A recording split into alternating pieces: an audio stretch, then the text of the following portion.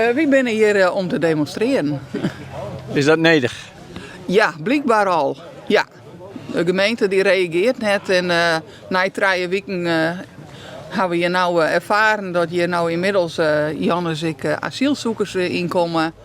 Nou, zullen ik mensen wezen die zeggen van wat jou dat nou drijft jou van die mensen hier. Ja, klopt. Maar we denken net dat het hierbij bloedt.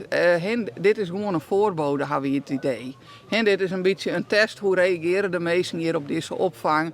En dat het hierna dan, 9 weken dan beginnen de squallen bij weer, dan is dit wel leeg. Maar dan denken we van waar komt het dan? Nou is het bijna Jelwien in de nacht. Ja. Nou komt die buspas. Ja. Je mij een boodschap doen aan de politiek. Burgemeester, je vallen me heel bot aan.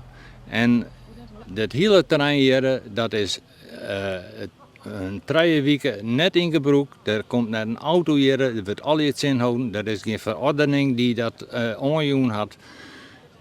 Wij zijn echt een beetje bot teleurgesteld in de politiek. De beslissing wordt gewoon genomen, zonder overleg. De meesten hier weten net dat ze komen. We zijn net in het asiel, voor echte vluchtelingen. Daar zijn we voor, als het nodig is. Dat je die opvangen met de meesten uit oorlogsgebieden. Maar wat er nou al hier binnenkomt, dat is net al hier meesten uit oorlogsgebieden. Nou zitten jullie in zo'n bus, jullie komen hier aan. Hoe zullen jullie dat ervaren? Nou, het is heel simpel. Als je echt hulp nodig hebt, dan vind ik dat je iedereen helpen moet. Maar deze mensen hebben helemaal geen hulp nodig. Absoluut helemaal niet.